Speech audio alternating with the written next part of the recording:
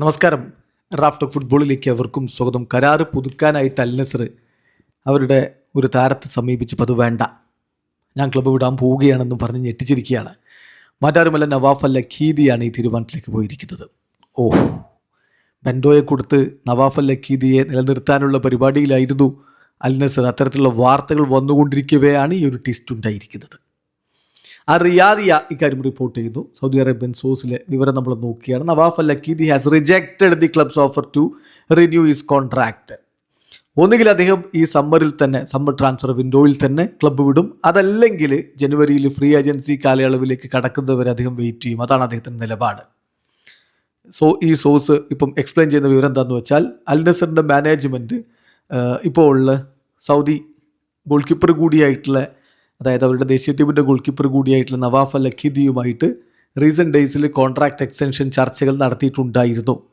നിലവിൽ അദ്ദേഹത്തിൻ്റെ contract 2027 summer വരെയാണുള്ളത്. എന്നാൽ നവാഫ് അൽ ലഖീദി ക്ലബിനെ അറിയിച്ചിരിക്കുന്നത് അദ്ദേഹത്തിന് കോൺട്രാക്റ്റ് റിന്യൂ ചെയ്യാൻ താല്പര്യമില്ല and remains committed to leaving. Club വിടാനാണ് അദ്ദേഹം ആഗ്രഹിക്കുന്നത് എന്ന് അറിയിച്ചിരിക്കുന്നു എന്നാണ് റിയാദിയുടെ റിപ്പോർട്ട്. ഇതിൽ ഈ സോഴ്സ് പറയുന്ന ഒരു കാര്യം കൂടിയുണ്ട്.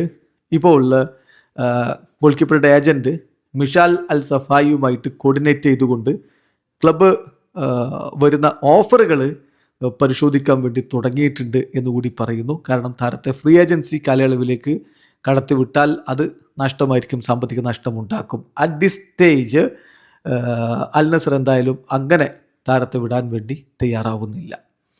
ലഭ്യമാവുന്ന വിവരങ്ങൾ അനുസരിച്ച് അൽ നസറിന് ഒന്നിലധികം ഒഫീഷ്യൽ ഓഫറുകൾ നവാഫ് അൽ ലഖീദിക്കായിട്ട് ഈ ഒരു കറണ്ട് സമ്മർ ട്രാൻസ്ഫർ വിൻഡോയിൽ ലഭിച്ചിട്ടുണ്ട്. അതിൽ മോസ്റ്റ് നോട്ടബിൾ ആയിട്ടുള്ള കാര്യം അൽ ഫത്തേഹ് എന്ന് പറയുന്ന ക്ലബിൻ്റേതാണ്. അവരൊരു സ്വാപ്പ് ഡീലാണ് മുന്നോട്ട് വെച്ചിരിക്കുന്നത്. അൽ ലഖീദി അൽ അഹ്സ ബേസ്ഡ് ക്ലബിലേക്ക് പോവുക, പകരം റൈറ്റ് ബാക്ക് സയ്യിദ് ബത്തായിയെ ഇങ്ങോട്ട് അൽ നസറിലേക്ക് കൊടുക്കുക എന്നുള്ളത്. മറ്റൊരു ഓഫർ വന്നിരിക്കുന്നത് അൽ ഷബാബിൽ നിന്നാണ്. അതിലും ഈ ഒരു പ്ലെയർ എക്സ്ചേഞ്ച് ആണ് വന്നിരിക്കുന്നത്. പക്ഷേ അൽ നസർ മാനേജ്മെൻറ്റ് ഈ രണ്ട് പ്രപ്പോസലും റിജക്റ്റ് ചെയ്യുകയാണ് ചെയ്തത്. കാരണം ഇത് രണ്ടും താരത്തിൻ്റെ മൂല്യത്തിനൊത്തതല്ല എന്നാണ് അവരുടെ ഒരു നിഗമനം.